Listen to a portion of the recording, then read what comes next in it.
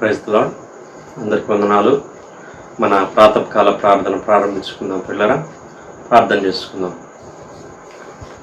ప్రేమ కలిగిన మా ప్రియ పరలోకమందున్న మా తండ్రి, మహోన్నతుడా, ధవల సింహాసనాసీనుడా, ఆశ్చర్యకరుడా, యేసయ్యా మీకే స్తుతులు స్తోత్రాలు వందనాలు చెల్లించుకుంటున్నాం. ప్రభా, మరొకసారి మీ కృప చొప్పున మీ దయ చొప్పున మమ్మల్ని మీరు జ్ఞాపకం చేసుకొని దేవా, ఈ రీతిగా మా తండ్రి వేకువ జావున ఇంకను ప్రభా మరి తండ్రి నాయన అయ్యా అనేకులు ప్రభా మరి తండ్రి నిద్రలేచి వారి వారి పనులు చూసుకోక మునిపే మీ పాద సన్నిధిలో ప్రభా మరి తండ్రి ఈ తెల్లవారే సమయంలో మేము నాయన ఈ రీతిగా చేరి మిమ్మల్ని స్తుతించడానికి, మిమ్మల్ని గణపరచడానికి, మిమ్మల్ని మహింపరచడానికి, అలాగే మీ వాక్యాన్ని మేము ధ్యానించడానికి మాకు ఇచ్చినటువంటి గొప్ప తరుణం కొరకు మీకు స్తోత్రాలు వందనాలు చెల్లించుకుంటున్నాం. దేవా మరి తండ్రి ప్రభా, మరొకసారి నాయన అయా మీరు చేసిన మేలులు ఉపకారములు అన్నీ మేము తలపోసుకొని మిమ్మల్ని స్తుతించే సమయాన్ని దీవించండి. దేవా, మేము పాడుకునే పాటను మా కొరకు దీవించమని ప్రార్థన చేస్తున్నాం. దేవా, మీరే కృప చూపించండి నాయన. అలాగూ మరొకసారి 91వ కీర్తన మేము చదువుకునే సమయాన్ని మా కొరకు దీవించమని ప్రార్థన చేస్తున్నాం. విశ్వాసంతో నిరీక్షణతో ప్రభా మరి తండ్రి నాయన మీ వాక్యాన్ని దేవా 91వ కీర్తనని మేము చదువుతూ ఉండగా దేవా గొప్పగా మా జీవితాల్లో మా కుటుంబాల్లో దేవా మీరే నెరవేర్చమని ప్రార్థన చేస్తున్నాం. నమ్ముట నీ వలనైతే నమ్మువానికి సమస్తం సాధ్యమని సెలవిస్తున్న గొప్ప దేవుడవు దేవా మరి తండ్రి, విశ్వాసంతో చదువుతూ ఉండగా గొప్ప కార్యములు గొప్ప వాగ్దానములు అన్నీ కూడా మీరే మా పక్షంగా నెరవేర్చమని ప్రార్థన చేస్తున్నాం. మీ స్తోత్రాలు. మరొకసారి నాయన వాక్యం వినే సమయాన్ని దీవించండి.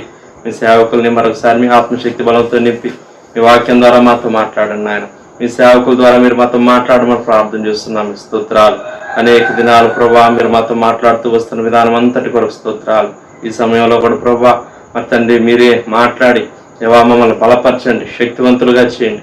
విశ్వాసంలో నుంచి అధిక విశ్వాసంలోనికి మేము దాటి రావడానికి మీరే కృప చూపించమని ప్రార్థన చేస్తున్నాం. మీ స్తోత్రాలు నాయన. దేవా అలా నాయన మరి తండ్రి చివరి ప్రార్థన ఆశీర్వాదముల వరకు మీ సన్నిధి మాకు తోడుగా ఉంచమని ప్రార్థన చేస్తున్నాం. విషయాల్లో సహాయం చేయండి. మీ నామానికి మహిమ తెచ్చుకోండి. మీ ప్రియులు వారి వారి గృహాల్లో చిరేకిబీస్తుండగా నాయన మీ సన్నిధి విశేషంగా దేవా ప్రతి ఒక్కరికి మీరే అనుగ్రహించి మీ నామానికి మహిమ తెచ్చుకోండి. దేవా ప్రభా ఈ దినమంతటికి కావాల్సినటువంటి గొప్ప శక్తిని బలాన్ని మీ సన్నిధానంలో మీ గడుపుట ద్వారా మేము పొందుకోవడానికి సహాయం చేయమని మీకే స్తుతులు స్తోత్రాలు వందనాలు చేయించుకుంటూ ముందున్న సమయం అంతటిని మా కొరకు దీవించమని ఆశీర్వదించమని యేసయ్య నామములో స్తుతించి ప్రార్థన చేసి అడిగి వేడుకుంటున్నాం పరలోకపు తండ్రి. ఆమేన్, ఆమేన్. ఒక పాట పాడి దేవుని నామాన్ని మహిమపడదాం. ఆత్మీయ గీతాల నుంచి 469వ పాట పాడుకుందాం. ప్రార్థన వినటి పావనుడా, ప్రార్థన మాకు నేర్పుమయా. ప్రార్థన వినటి పావనుడా, ప్రార్థన మాకు నేర్పుమయా. శ్రేష్టమైన భావము కూర్చి శిష్య బృందముకు నేర్పితివి. శ్రేష్టమైన భావము కూర్చి శిష్య బృందముకు నేర్పితివి. పరముడ నిన్ను ప్రణుతించెదను, పరముడ నిన్ను ప్రణుతించెదను. పరలోక ప్రార్థన నేర్పుమయా, పరలోక ప్రార్థన నేర్పుమయా. ప్రార్థన వినడి పావనుడా, ప్రార్థన మాకు నేర్పుమయా. పరమదేవుడావని తెలిసి కరములెత్తి జంటగా మోచి. పరమదేవుడావని తెలిసి కరములెత్తి జంటగా మోచి. శిరమును వంచి సరిగను వేడిన, శిరమును వంచి సరిగను వేడిన. సుందరి ప్రార్థన నేర్పుమయా, సుందరి ప్రార్థన నేర్పుమయా. ప్రార్థన వినడి పావనుడా, ప్రార్థన మాకు నేర్పుమయా. దినములోన చేసిన సేవా దైవ చిత్తముకు సరిపోవా. దినములోన చేసిన సేవా దైవ చిత్తముకు సరిపోవా. దీనుడవయ్యా ఒంటిగా కొండపై, దీనుడవయ్యా ఒంటిగా కొండపై చేసిన ప్రార్థన నేర్పుమయా. చేసిన ప్రార్థన నేర్పుమయా. ప్రార్థన వినని పావనుడా, ప్రార్థన మాకు నేర్పుమయా. ప్రార్థన వినని పావనుడా, ప్రార్థన మాకు నేర్పుమయా. అదే ప్రకారంగా 91వ కీర్తన చదువుకుందాం పిల్లరా. మహోన్నతిని చాటున నివసించువాడే సర్వశక్తి నీడను విశ్రమించువాడు. మహోన్నతిని చాటున నివసించువాడే సర్వశక్తి నీడను విశ్రమించువాడు. ఆయనే నాకు ఆశ్రయము, నా కోట, నేను నమ్ముకున్న నా దేవుడని నేను యెహోవాని గూర్చి చెప్పుచున్నాను. ఆయనే నాకు ఆశ్రయము, నా కోట, నేను నమ్ముకున్న నా దేవుడని నేను యెహోవాను గురించి చెప్పుచున్నాను. వేటకాని ఊరిలో నుండి ఆయన నిన్ను విడిపించును, నాశనకరమైన తెగులు రాకుండా నిన్ను రక్షించును. వేటకాని ఊరిలో నుండి ఆయన నిన్ను విడిపించును, నాశనకరమైన తెగులు రాకుండా నిన్ను రక్షించును. ఆయన తన రెక్కలతో నిన్ను కప్పును, ఆయన రెక్కల క్రింద నీకు ఆశ్రయం కలుగును. ఆయన సత్యము కేడెమును డాలునై ఉన్నది. ఆయన తన రెక్కలతో నిన్ను కప్పును, ఆయన రెక్కల కింద నీకు ఆశ్రయం కలుగును. ఆయన సత్యము కేడమును డాలునై ఉన్నది. రాత్రి వేళ కలుగు భయమునకైనను, పగటి వేళ ఎగురు బాణమునకైనను, రాత్రి వేళ కలుగు భయమునకైనను, పగటి వేళ ఎగురు బాణమునకైనను, చీకటిలో సంచరించు తెగులునకైనను, మధ్యాహ్నం మందు పాడు చేయు రోగమునకైనను నీవు భయపడుకుందువు. చీకటిలో సంచరించు తెగులుకైనను, మధ్యాహ్నం మందు పాడు చేయు రోగమునకైనను నీవు భయపడకుందువు. నీ ప్రక్కన 1000 మంది పడినను, నీ కుడి పక్కన 10,000 మంది కూలినను అపాయం నీ ఎద్దుకు రాదు. నీ ప్రక్కన 1000 మంది పడినను, నీ కుడి ప్రక్కన 10,000 మంది కూలినను అపాయం నీ ఎద్దుకు రాదు. నీవు కన్నులారా చూచుచుండగా భక్తిహీనులకు ప్రతిఫలం కలుగును. నీవు కన్నులారా చూచుచుండగా భక్తిహీనులకు ప్రతిఫలం కలుగును. యెహోవా నీవే నా ఆశ్రయము అని నీవు మహోన్నతుడైన దేవుని నీకు నివాస స్థలముగా చేసుకుని ఉన్నావు. యెహోవా నీవే నా ఆశ్రయము అని నీవు మహోన్నతుడైన దేవుని నీకు నివాస స్థలంగా చేసుకుని ఉన్నావు. నీకు అపాయం ఏమీ రాదు, ఏ తెగులును నీ గుడారము సమీపించదు. నీకు అపాయం ఏమీ రాదు, ఏ తెగులు నీ గుడారం సమీపించదు. నీ మార్గములన్నిటిలో నిన్ను కాపాడుటకు ఆయన నిన్ను గూర్చి తన దూతలకు ఆజ్ఞాపించును. నీ మార్గములన్నిటిలో నిన్ను కాపాడుటకు ఆయన నిన్ను గూర్చి తన దూతలకు ఆజ్ఞాపించును. నీ పాదములకు రాయి తగలకుండా వారు నిన్ను తమ చేతుల మీద ఎత్తి పట్టుకుందరు. నీ పాదములకు రాయి తగలకుండా వారు నిన్ను తమ చేతుల మీద ఎత్తి పట్టుకుందరు. నీవు సింహములను, నాగుపాములను త్రొక్కెదవు, కొదమ సింహములను, భుజంగములను అనగద్రొక్కెదవు. నీవు సింహములను, నాగుపాములను త్రొక్కెదవు, కొదమ సింహములను, భుజంగములను అనగద్రొక్కెదవు. అతడు నన్ను ప్రేమించుచున్నాడు గనుక నేను అతని తప్పించదను, అతడు నా నామం ఎరిగిన వాడు గనుక నేను అతని కనపరచదను. అతడు నన్ను ప్రేమించుచున్నాడు గనుక నేను అతను తప్పించదను, అతడు నా నామం ఎరిగిన వాడు గనుక నేను అతను కనపరచదను. అతడు నాకు మొరపెట్టగా నేను అతనికి ఉత్తరం ఇచ్చదను, శ్రమలో నేను అతనికి తోడై ఉండెదను, అతను విడిపించి అతని గొప్ప చేసేదను. అతడు నాకు మొరపెట్టగా నేను అతనికి ఉత్తరం ఇచ్చేదను, శ్రమలో నేను అతనికి తోడై ఉండేదను, అతను విడిపించి అతను గొప్ప చేసేదను. దీర్ఘాయువు చేత అతనిని తృప్తిపరచెదను, నా రక్షణ అతనికి చూపించదను. దీర్ఘాయువు చేత అతను తృప్తిపరచెదను, నా రక్షణ అతనికి చూపించదను. ఆమేన్. దేవుని వాక్యం విందాం పిల్లరా. దైవజనులు ప్రోగ్రాసంకులు గారు వచ్చి మనకు దేవుని వాక్యాన్ని అందిస్తారు. యోహాను రాసిన సువార్త 2వ అధ్యాయం మొదటి 5 వచనాలు. The gospel according to saint John chapter 2 verse 1 to 5. యోహాను సువార్త 2వ అధ్యాయం మొదటి 5 వచనాలు. 3వ దినమున గలిలయలోని కానా అను ఊరిలో ఒక వివాహం జరిగెను. యేసు తల్లి అక్కడ ఉండెను. యేసును ఆయన శిష్యులను ఆ వివాహమునకు పిలువబడ్డారు. ద్రాక్షారసం అయిపోయినప్పుడు యేసు తల్లి వారికి ద్రాక్షరసం లేదని ఆయనతో చెప్పగా యేసు ఆమెతో, అమ్మా, నాతో నీకేం పని, నా సమయం ఇంకనూ రాలేదని.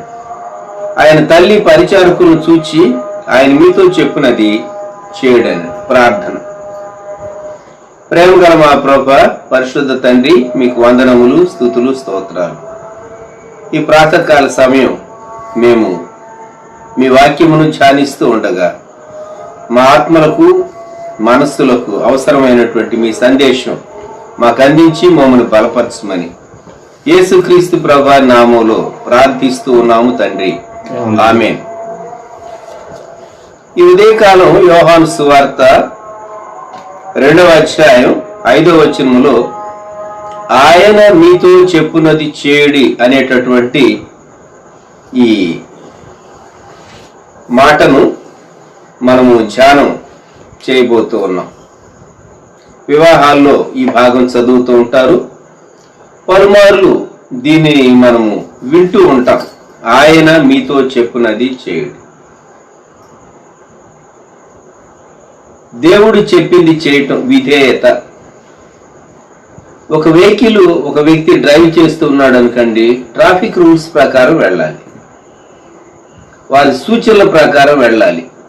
అలాగే ఒక వ్యక్తి ఉద్యోగం చేసేటప్పుడు సర్వీస్ రూల్స్ ఉంటాయి, జాబ్ చేయవలసినటువంటి ఆ కోడ్ డిసిప్లిన్ దాన్ని బట్టే వారు చేయవలసి ఉంటుంది. కాబట్టి విధేయత అనేది చాలా ఖచ్చితంగా మనం నేర్చుకోవాలి. స్కూల్లో చిల్డ్రన్ క్లాస్ పీపుల్స్ లీడర్ చెప్పేటటువంటి మాట ఎస్పీఎల్ సిపిఎల్ వారు వినాలి, లేకుంటే టీచర్ కంప్లైంట్ వెళ్తుంది. జనరల్గా అటువంటి సిస్టమ్ ఉండేది గత కాలాల్లో. తల్లిదండ్రులు బాల్యం నుండి బిడ్డలకు లోబడుట విధేయత నేర్పిస్తారు. పెద్దలు చెప్పింది, ఒక బాధ్యత కలిగినటువంటి స్థానంలో ఉన్నటువంటి వారు చెప్పింది వినాలి. వినలేదు అనుకోండి, విననప్పుడు ఖచ్చితంగా కొన్ని దుష్పరిణామాలు సంభవిస్తూ ఉంటాయి. విశ్వాసి యొక్క జీవితంలో విధేయత అనేది విశ్వాసంతో కలిసి సాగుతుంది. అయితే మనము విశ్వాసాన్ని గురించి మన ధ్యానం కాదు, మనం విధేయతను గురించి ధ్యానం చేస్తూ ఉన్నాం.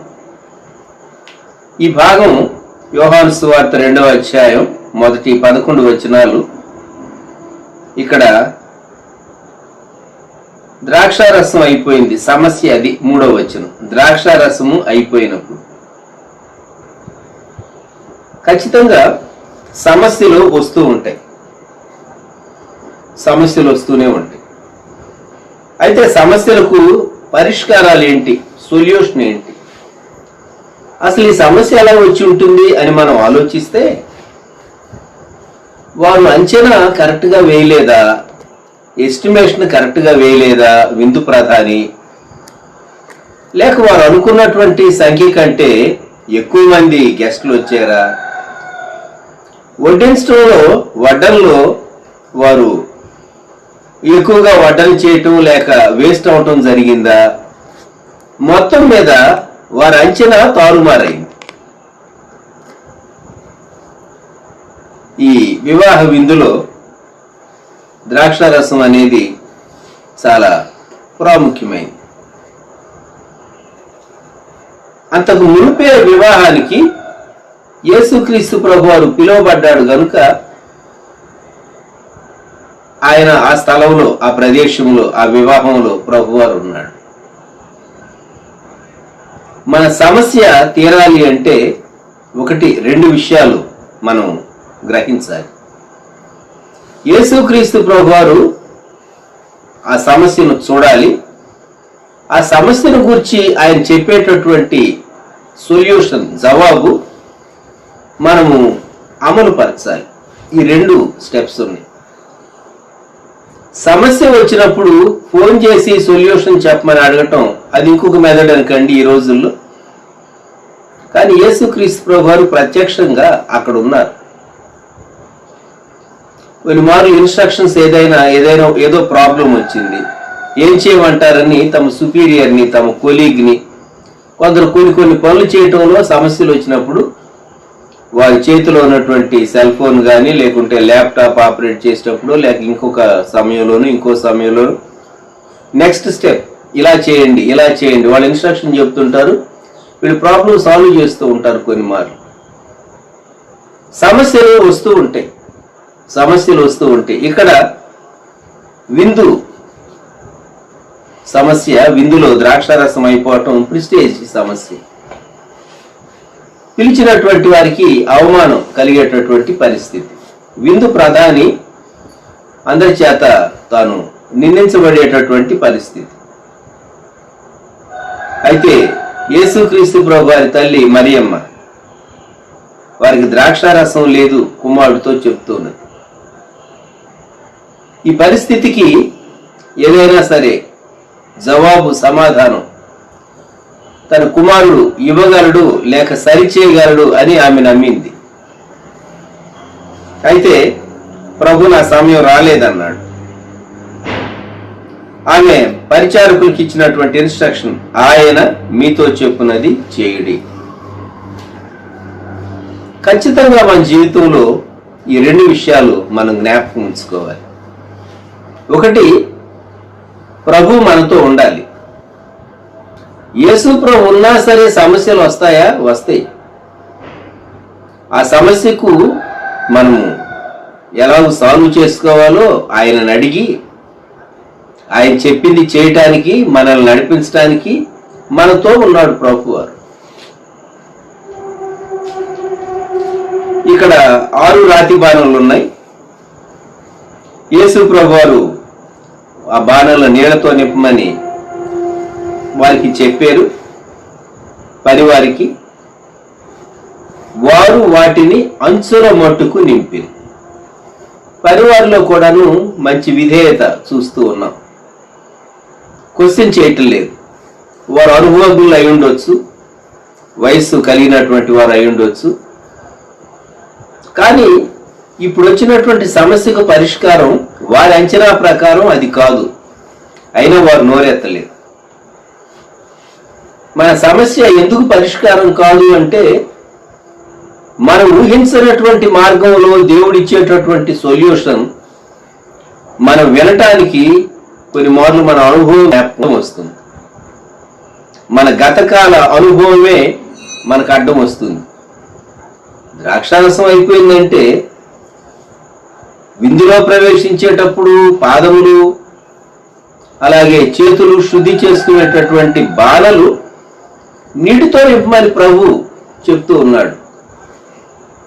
ఎక్కడైనా ఏ విందులోనైనా అలాగ నీరు నింపితే ఒక అద్భుతం జరిగినటువంటి విషయం అంతకు మునుపు ఎవరు వినలేదు, అంతకు మునుపు ఎవరు చూడలేదు. అయితే ప్రభు అన్నాడు యోహాను సువార్త 2:8, అప్పుడు ఆయన వారితో, మీరు ఇప్పుడు ముంచి విందు ప్రధాని ఎదుగు తీసుకుని పోండి. మేమే కదా నింపాము, అవి నీవే, మేము వాటిని తీసుకుని వెళితే ఈ నీరు ఎందుకు తీసుకుని వచ్చేది, నేను అడగలేదు అని ఆయన అంటే వీరు ఫీల్ అవ్వాల్సి వస్తుంది. కానీ వారు లోబడ్డారు, విధేయత చూపించారు, వారు తీసుకుని పోయారు. ఆ ద్రాక్షారసం ఎక్కడి నుండి వచ్చినో ఆ నీళ్లు ముంచి తీసుకుని పోయిన పరిచారకులకే తెలిసినది గాని విందు ప్రధానికి తెలియకపోయింది. ఆ విందు ప్రధాని నీళ్లు మార్చబడి మధురమైన శ్రేష్టమైన ద్రాక్షారసంగా ఆ టేస్ట్ చేసినప్పుడు తన కామెంట్ 10వ వచనంలో ఉంది. ప్రతివాడు మొదట మంచి ద్రాక్షారసం పోసి జనులు మత్తుగా ఉన్నప్పుడు జబ్బు రసం పోయాను, నీవైతే ఇది వరకు మంచి ద్రాక్షారసం ఉంచుకొని ఉన్నావని అతనితో చెప్పాను. ఎవరితో? పెళ్లి కుమారుడితో. విందు ప్రధాని పెళ్లి కుమారుడితో చెప్పాను. ఇక్కడ అద్భుతం జరిగింది, లేక సూచక క్రియ జరిగింది, మిరాకిల్ జరిగింది. కానాలో యేసుక్రీస్తు ప్రభు వారి మహిమ వెల్లడిపరచబడింది. మన జీవితంలో యేసు ప్రభు వారి మహిమ వెల్లడిపరచబడితే మన నమ్మకం కూడా బలపడుతుంది.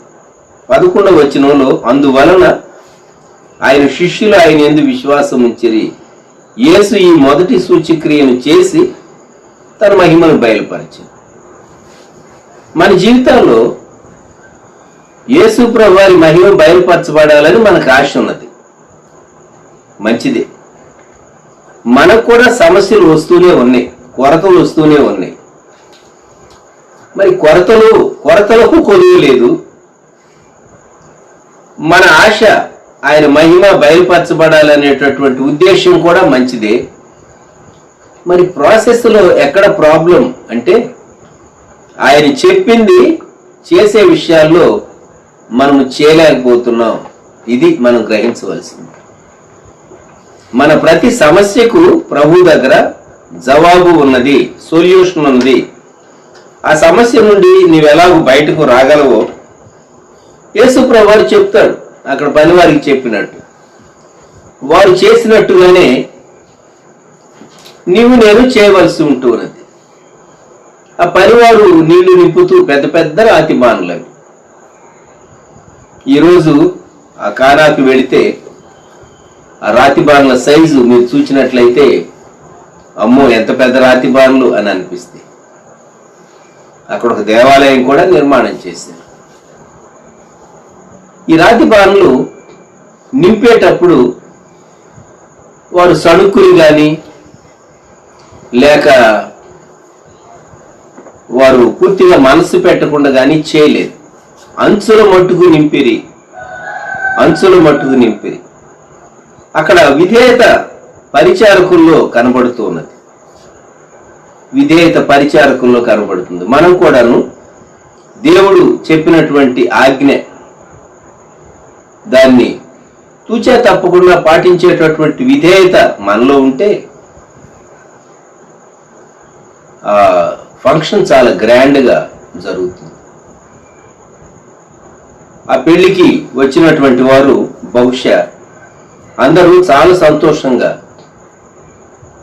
పెళ్లిలో విందు చాలా బాగుంటే పెళ్లి చాలా బాగా జరిగింది అంటారు ఎవరైనా. ఈ ద్రాక్షారసం చాలా శ్రేష్టమైనటువంటి ద్రాక్షారసంగా అది మరి వారు టేస్ట్ చేశారు. ఎందుకంటే దేవుడు అద్భుతం చేసినటువంటి పరిస్థితి, యేసుక్రీస్తు ప్రభు వారి మహిమ వెల్లడిపరచబడింది. మన జీవితంలో మనం ప్రభువును ఒకటి మనము కలిగి ఉండుట, మన హృదయంలో కలిగి ఉండుట, మన హృదయాన్ని ప్రభువుకి ఇచ్చుట, హృదయాన్ని తెరిచి ప్రభు లోపలికి రమ్మని ఆహ్వానించడం, ఆ ఇంటి వారు ఆయన ఆహ్వానించినాడు. రెండోది, యేసు ప్రభు నువ్వు అక్కడే ఉండు, నేను మాత్రం నా ఇష్టాన్ని చేస్తాను అనకుండా మన సమస్యను చక్కగా ప్రభు దగ్గరకు తీసుకుని వెళ్ళి ఆయన ఏం చెప్తాడో అని కనిపెట్టడం, అది ఆయన అధికారాన్ని ఒప్పుకోవటం. మన ప్రవర్తన అంతటిలో ఆయన అధికారాన్ని ఒప్పుకుంటే మన సమస్యలు మినిమైజ్ అయిపోతాయి. కొన్ని సమస్యలు సులువుగా పరిష్కారం అవుతాయి, కొన్ని సమస్యలు కొంత దీర్ఘకాలం పడుతుంది. ఏదేమైనా ప్రతి సమస్యకు జవాబు, పరిష్కారం ప్రభు దగ్గర ఉన్నది. ఇది మనం గ్రహించవలసినటువంటి సత్యం. ఆయన మీతో చెప్పునది చేయండి. దేవా మీరు చెప్పండి, నేను చేస్తా అని ప్రభువుని అడగాలి. మనం ఈ ఉదయకాలం అడుగుతారా? నాకు సమస్య లేదు, ఏ విధమైన సమస్య లేదు అని చెప్పగలిగినటువంటి వారు అనేకులు లేము. ఎందుకంటే ప్రతి వారికి ఏదో ఒక సమస్య ఉంటుంది. మానవ జీవితమే సమస్యలమయం. ఈ సమస్యకు పరిష్కారం ఎలా దొరుకుతుంది, ఏ మార్గంలో వెళ్ళాలి, ఏం చేయాలి, ఎలాగు అని మనం ఖచ్చితంగా మన జ్ఞానానికి మించినటువంటి దేవుని సూచనను మనం పాటించి దాన్ని అమలుపరచడం చాలా మంచిది. చాలా సంవత్సరాల క్రితం నేను చాలా కోల్డ్తో సఫర్ అయ్యేటటువంటి కాలంలో, జలుబుతో ఒక దినం చెన్నై వెళ్ళమని, బుక్ షాప్కి వెళ్ళమని ప్రేరేపణ వస్తుంది. చెన్నై వెళ్తే సిఎల్ఎస్కి వెళ్తాను, సెంట్రల్ పక్కన క్రిస్టియన్ లిటరేచర్ షాప్ సర్వీసెస్ వాళ్ళ బుక్ షాప్ వెళ్ళాను. అలాంటి సెక్షన్కి వెళ్ళమని ప్రేరేపణ వస్తుంది. సెక్యులర్ బుక్స్ ఉండే సెక్షన్కి వెళ్ళాను. అక్కడ ఒక బుక్ నేను చూచాను. ఆ బుక్ తీసుకోమని ప్రేరేపణ వస్తుంది. నేను తటపటాయించాను. కానీ ఆ బుక్ తీసుకుని నేను ఆ బుక్లో ఉన్నటువంటి సూచనల ప్రకారం చేసినప్పుడు నాకు చాలా క్షేమం కలిగింది. అప్పుడు నాకు అర్థమైంది, దేవుడు కొన్నిసార్లు ప్రేరేపణ ఇచ్చినప్పుడు మనకు అర్థం కాదు, కానీ దేవుని ప్రేరేపణకు మనం లోబడితే ఖచ్చితంగా మేలు కలుగుతుంది. అది చూడటానికి చాలా సింపుల్గా ఉంటుంది. దేవుడు చెప్పేది ఏదైనా నీళ్లతో రాతి బాణాలు నింపమని చెప్పినటువంటి మాట యేసు ప్రభు వారి పరిచారకులకు, అది వినేటటువంటి వారికి లేక ఇతరులకు ద్రాక్షారసం అయిపోతే ఈయన ఇటువంటి విషయం చెప్తూ ఉన్నాడేంటి అనేది వినేటటువంటి వారికి వింతగా అనిపించవచ్చు. కానీ సమస్యకు జవాబు పొందేటటువంటి మార్గంలో మొదటి మెట్టు అదే. మొదటిది నింపటం, ఆ తర్వాత ముంచి తీసుకుని వెళ్ళాలి. అది రెండో స్టెప్. వారు సర్వ్ చేసేటటువంటి డిషెస్ దానిలో డిప్ చేసి వారు తీసుకుని విందు ప్రధాని దగ్గరకు వెళ్ళారు. ఆయన మీతో చెప్పునది చేయండి, ఆయన మీతో చెప్పునది చేయండి. నేను పాత నిబంధనలో నుండి రూతు గ్రంథంలో తన అత్తగారు చెప్పింది చేసినటువంటి రూతుల గురించి కొన్ని మాటలు మనం జ్ఞాపకం చేసుకుందాం. ఇక్కడ పరిస్థితి రూతు గ్రంథం 1వ అధ్యాయం, నయోమి అలాగే ఓర్పా, రూతు బెత్లెహేము రావాలి, తిరిగి రావాలి అని చెప్పి వారు బయలుదేరారు. ఓర్పా తన అత్తను ముద్దు పెట్టుకున్నది. తిరిగి తన ప్రజల యొద్దకు, తన జనుల యొద్దకు, మోయాబీల యొద్దకు వెళ్ళిపోయింది. నయోమిని రూతు వెంబడించింది. వారు యవన కోత ఆరంభంలో బెత్లెహేము చేరారు. రూతు గ్రంథం 1వ అధ్యాయం 22వ వచనం. ఒక విధవరాలు, యవనంలో ఉన్నటువంటి ఇంకొక విధవరాలు. ఫ్యూచర్ ఏమాత్రం బ్రైట్ గా కనబట్టలేదు, ఏమాత్రం బ్రైట్ గా కనబట్టలేదు. సరే, వారి దగ్గర చాలా సమృద్ధిగా ధనం ఉన్నదా అంటే ధనము లేదు. వారి ఇల్లు వారు నివసించడానికి అది ఎవరు ఆక్రమించలేదు. కాబట్టి ఇంటిని శుభ్రం చేసుకుని వారు ఆ ఇంట్లో ప్రవేశించి ఉంటారు. అయితే వారి బంధువులు వీరి ఆబ్సెన్స్ లో బహుశా ఇంటిని కాపాడుతూ ఉండాలి. ఈమె వచ్చి రెస్ట్ ఎక్కువ తీసుకోలేదు. తన అత్త యొక్క భోజన విషయం, తన యొక్క భోజన విషయం తాను వర్క్ చేయటానికి ఇష్టపడింది. చాలా సింపుల్గా, ఈ ప్రజలు నాకు తెలియదు, ఈ అలవాట్లు నాకు తెలియదు, నేను యవనస్తురాల్ని, నేను బయటికి వెళ్ళలేను అని పని భారం అంతా అత్తగారి మీద వేసి ఉండొచ్చు, పోషణ భారం. కానీ రూతు ఆ పని చేయలేదు. నీ జనమే నా జనము, నీ దేవుడే నా దేవుడు అనే తీర్మానంతో బయలుదేరి వచ్చింది. ఇప్పుడు నయోమి చెప్పినటువంటి మాట 2వ అధ్యాయం 22, 23 వచనాల్లో, అప్పుడు నయోమి తన కోడలైన రూతుతో, నా కుమారి అతని పనికత్తెలతో కూడానే బయలుదేరచ్చు, వేరొక చేనులోని వారికి నీవు కనబడకపోవటం మంచిదని. కాబట్టి ఎవర కోతయు గోధుమల కోతయు ముగియ వరకు ఆమె ఏరుకొంచు బోయజు పనికత్తెల యొద్ద నిలకడగా ఉండి తన అత్త ఇంట నివసించారు. నిలకడగా ఉండటం. ఇది చాలా గొప్ప అంశం, నిలకడగా ఉండడం. మనము దేవుని సన్నిధానంలో నిలకడగా ఉంటే, దేవుని పొలములో నిలకడగా ఉంటే, బోయజు పొలంలో నిలకడగా ఉన్నటువంటి ఈ రూతు మంచి పరిగా తాను సమృద్ధిగా ఏరుకొనగలిగింది, గ్యాదర్ చేసుకోగలిగింది సమృద్ధి.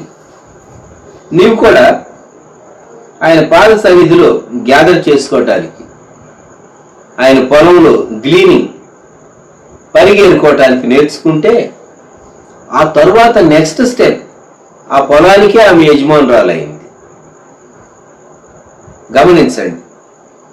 తరువాత భాగంలో అత్తగారు చెప్పినటువంటి మాట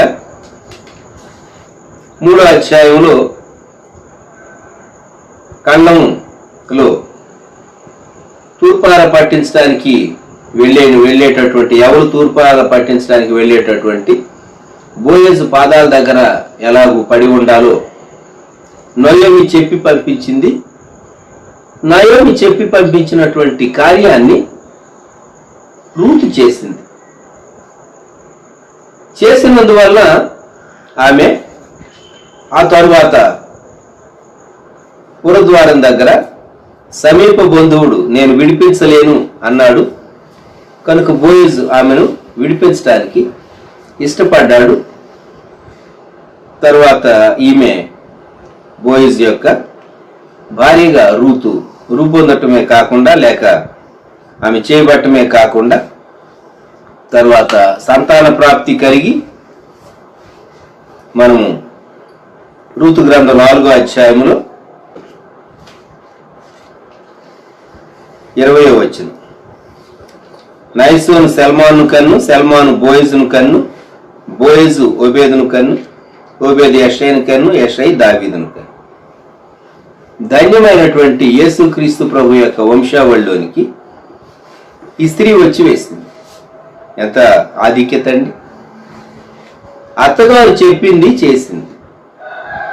ఈ ముసలామె పెద్దామె, ఈమెకు చేదస్తం, ఈమెదో చెప్తూ ఉంటుంది. నేను ఎవరొస్తురాలని, నా ఆలోచనలు వేరుగా ఉన్నాయి, నాకు ఈమెకు జనరేషన్ గ్యాప్ ఉన్నది, ఆమె చెప్పింది నేను చేయాలా అని చెప్పి రిజెక్ట్ చేయలేదు. రిజెక్ట్ చేయలేదు. తన అత్తగారు ఏం చెప్పారో రూతు దాన్ని చేసింది. కొన్ని మార్లు టెక్నాలజీ మారుతూ ఉన్నది. మనం ఏ పరిస్థితుల్లో నుంచి వెళుతూ ఉన్నామో కొన్ని మార్లు పెద్దలకు అర్థం కాకపోవచ్చు, కానీ యవనస్తుల విషయంలో బేసిక్ ఎలిమెంట్స్, బేసిక్ ప్రిన్సిపల్స్ ఒకే రీతిగా ఉంటాయి. ఇది మనం ఒప్పుకోవాలి. అత్తగారు చెప్పింది చేసినందువలన ఈ మోయాబీరాలు చాలా అద్భుతమైనటువంటి దీవెన చూడగలిగింది. వైధవ్యం పోయింది, వివాహమైంది, సంతాన ప్రాప్తి కలిగింది. మరి విశేషంగా యేసుక్రీస్తు ప్రభు వంశావళిలోనికి వచ్చింది. గొప్ప ఆస్తిమంతుడైనటువంటి బోయజు యొక్క తన భార్యగా అధికారిని అయింది. అద్భుతం కాదా ఇది? అద్భుతం కాదా? అత్తగారు చెప్పింది చేసింది గనుక. నూతన నిబంధనలో నుండి లూకాసు వార్త 5వ అధ్యాయం 5వ వచనం జ్ఞాపకం చేసుకుందాం, లేక మొదట 5 వచనాలు చదువుతాను. జనసమూహము దేవుని వాక్యము వినుచు ఆయన మీద పడుచుండగా ఆయన గెన్నేసరతు సరస్సు తీరమున నిలిచి ఆ సరస్సు తీరమున ఉన్న 2 దోణెలను చూచెను. జాలర్లు వాటిలో నుండి దిగి తమ వలలు కడుగుచుండెను. ఆయన ఆ దోణెల్లో సీమోనుదైన ఒక దోణి ఎక్కి దరి నుండి కొంచెం త్రోయమని అతన్ని అడిగి కూర్చుండి దోణిలో నుండి జనసమూహములకు బోధించుచుండెను. ఆయన బోధించుట చాలించిన తరువాత, నీవు దోణెను లోతులకు నడిపించి చేపలు పట్టుటకు మీ వలలు వేయడని సీమోనుతో చెప్పగా 5వ వచనం. మీ బైబిల్స్ ఉన్నవారు మీరు ఈ మాటలు చదవచ్చు. సీమోను ఏలినవాడా, రాత్రి అంతయు మేము ప్రయాసపడితిమి గాని మాకేమీ దొరకలేదు, అయినను నీ మాట చొప్పున వలలు వేతునని ఆయనతో చెప్పాను. 6వ వచనం. వారు అలాగు చేసి విస్తారమైన చేపలు పట్టారు. విస్తారమైనటువంటి చేపలు లేక సమృద్ధి చాలా అరుదుగా కనిపించేటటువంటి పరిస్థితి. సమృద్ధి ఎందువల్ల చూడలేకపోతూ ఉన్నాం? ఎందువల్ల కొరతలు కలిగి ఉన్నాం? ఆయన మాట చొప్పున వల వేయలేదు కనుక. అంతకు మునుపు వారు తమ అనుభవాన్ని బట్టి రాత్రంతా ప్రయాసపడ్డారు. మనం నడిపించు నానావా పాడుతూ ఉంటాం. నడి సంద్రమున దేవ నవజీవన మార్గమున మా జన్మ తరింప, రాత్రంతయు శ్రమపడిన రాలేదు ప్రభు జయము, రహదారులు వెదకినను రాదాయను ప్రతిఫలము, రక్షించు నీ సిలువ రమణీయ లోతులలో రతనాలను వెదకుటలో రాజీలు నా పడవని దైవజనులు రెవరెండ్ డాక్టర్ ఏబి మాసిలామణి గారు రాసినటువంటి పాట. నడిపించు నానావా. ఇక్కడ యేసు ప్రభు వారు బోట్లో ఉన్నాడు. ఈ గలిలయ సముద్రం లేక గెన్నె సరస్సు చాలా బ్యూటిఫుల్ గా ఉంటుంది. విశాలమైనటువంటి సరస్సు. వీరికి బాగా అనుభవం ఉన్నటువంటి పేతురు, తనతో ఉన్న వారికి అనుభవం ఉన్నటువంటి ఏరియా అది. అప్పటికి పేతురు అపోస్తలుడిగా ఫుల్ టైంకు రాలేదు. తాను యేసుక్రీస్తు ప్రభువారు తనను పరిచర్యలోనికి పిలవటానికి, అపోస్తలుగా ఎంచుకోవటానికి మునుపు జరిగినటువంటి సంఘటన.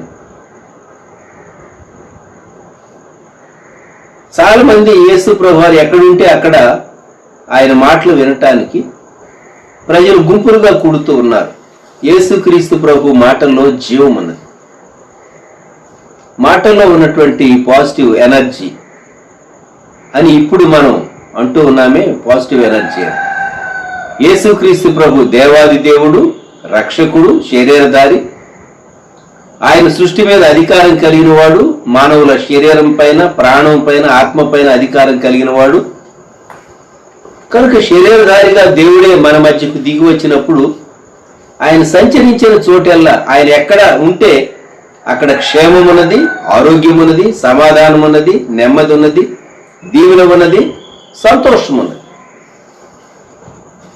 కాబట్టి సరస్సు తీరంలో గుంపులు గుంపులుగా ప్రజలు బహు సమీపంగా వచ్చినప్పుడు దూరంగా ఉన్నవారు వినటానికి ఇబ్బంది పడుతూ ఉన్నారు. అందుకే 2 దూరాలను చూచినటువంటి ప్రభువారు 2వ వచనంలో రాత్రంతా వల వేసి చేపలేమీ పడలేదు, వలలు కడుక్కుంటూ ఉన్నారు. జాలర్లు వాటిలో నుండి దిగి తమ వలలు కడుగుచుండేది. 3వ వచనంలో సీమోను దోణి ఎక్కాడు, పేతురు దోణి ఎక్కాడు. పేతురు దోణి ఎక్కినప్పుడు పేతురు ఇష్టపడ్డాడు, ఆయన్ను తన దోణిలో ఉండటానికి ఇష్టపడ్డాడు. యేసు ప్రభువారు ఎంతసేపు బోధించాడో, ఇంతసేపు బోధ చేస్తున్నాడు ఈయన. అసలే రాత్రి చేపలేమి పడలేదు, ఈ ఉదయకాలం ఖాళీ వలతో ఇంటికి వెళ్ళాలి, ఏం చేయాలి అనేటటువంటి ఆ సమస్య తనను వేధిస్తూ ఉండగా యేసు ప్రభు వారు త్వరగా ముగించాలని యేసు ప్రభువును తొందర చేయలేదు. కొన్ని మార్లు కొన్ని గృహాలను దర్శించడానికి మనం వెళ్ళినప్పుడు వారిని కూర్చోబెట్టి మాట్లాడుతూ ఉన్నప్పుడు లేక వాక్యం చెప్పేటప్పుడు కొన్ని మార్లు మారు మనసు పొందనటువంటి పెద్దవారు ఇంట్లో ఉంటే వారు కాస్త దగ్గుతూ ఉంటారు. ఎందుకో తెలుసిన, పాస్టర్ గారు మీరు తొందరగా ముగించండి అన్నట్లు అది ఒక సూచన, ఇండికేషన్. మనం ఇంకా కంటిన్యూ చేసామనుకోండి వాళ్ళకి దగ్గు ఎక్కువ వస్తూ ఉంటుంది. గమనించారా? కొన్ని మార్లు మారు మనసు పొందనటువంటి వారు మనం దర్శించేటటువంటి కుటుంబంలో వారి అసహనాన్ని వెలిపుచ్చడానికి ఏదో ఒక రీతిగా వాళ్ళు అసహనాన్ని వెలిపుచ్చుతూ ఉంటారు ఇటువంటి పనుల ద్వారా. పేతురు, యేసు ప్రభువా త్వరగా బోధ ముగించేసేసాయి, ఈరోజు నేనేం చేయాలో నాకు తెలియటం లేదు, చేపలు లేకుండా నేను వాటిని మార్కెట్లోకి తీసుకుని వెళ్ళి అమ్మి డబ్బు తీసుకుని ఇంటికి వెళ్ళాలి, తాను తనతో ఉన్నటువంటి బ్యాచ్, తన సహాయకులు, మరి వారందరికీ ఈరోజు ఎలాగూ సమస్య, ఖాళీ చేతులతో వెళ్లాల్సిందేనా అనేటటువంటిది వారి ముందు ఉన్నటువంటి ప్రాబ్లం. అయితే పేతురు యేసు ప్రభువాన్ని సీమోను తొందర పెట్టలేదు.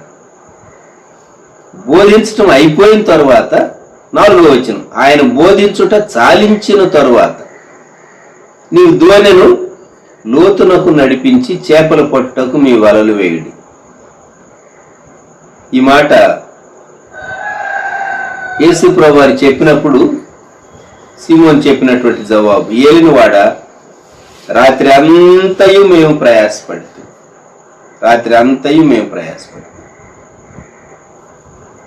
సూర్యోదయం అయింది, చీకటి గడిచిపోయింది. నీ జీవితంలో చాలా మార్లు నీ సమస్యగానే ఉన్నది, టైం ఏమో రన్నింగ్ అవుట్. ఏం చేయాలి?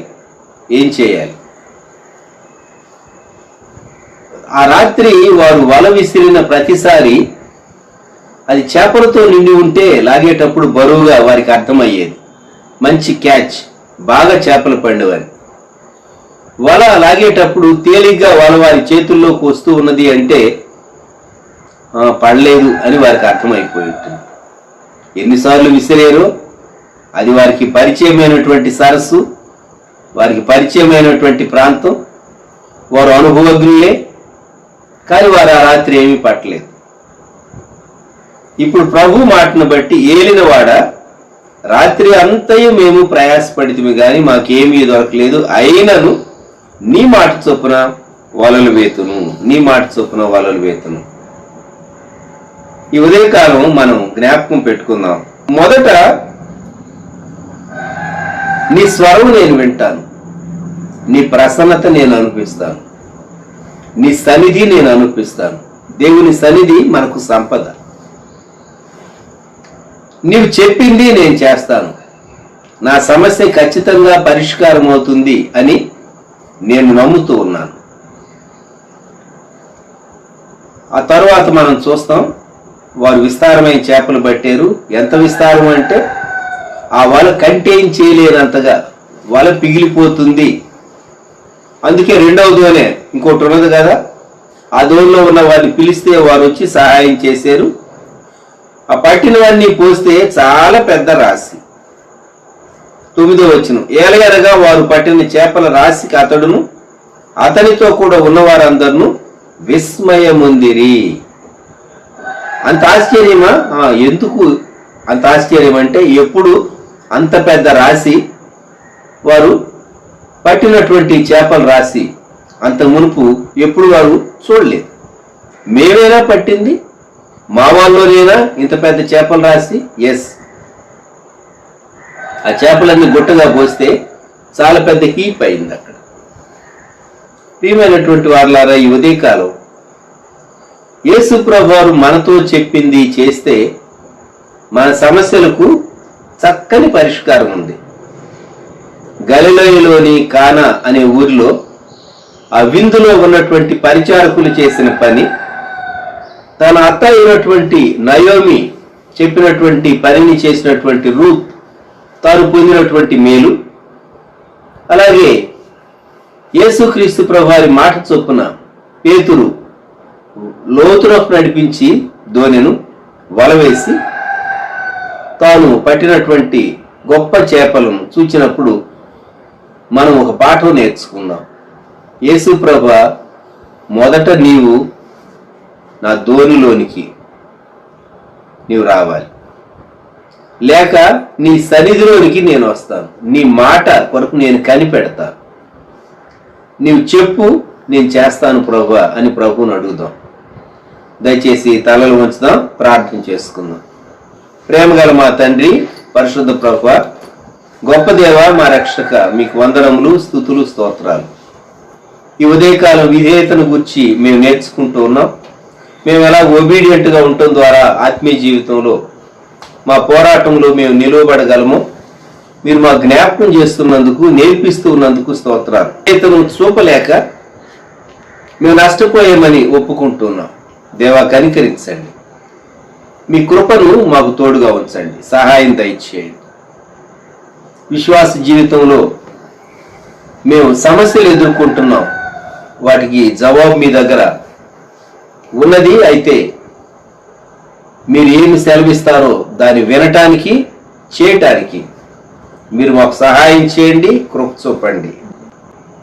మీ క్షేమం మా దేశ పక్షంగా ఉంచండి. నాయకులు కావలసినటువంటి మీ సమృద్ధి జ్ఞానము, కృప తోడుగా ఉంచండి. మరోసారి మా ప్రతి పరిస్థితికి చాలిన నమ్మకమైన, బలిష్టమైన మీ హస్తాలు మమ్ములను, మా కుటుంబాలు, ఈ దినాన్ని, సంఘాన్ని తండ్రి అప్పగించుకుంటూ మీరు అక్కడి కొరకు, రాజ్యం కొరకు మమ్మల్ని ఆయత్తపరచమని యేసయ్య నామములో ప్రార్థిస్తున్నాము తండ్రి, ఆమేన్. మన ప్రభువైన యేసుక్రీస్తు వారి కృప, తండ్రి అయిన దేవుని ప్రేమ, పరిశుద్ధాత్మని అన్యోన్య సహవాసం సదాకాలం మనకు తోడై ఉండును గాక. ఆమేన్.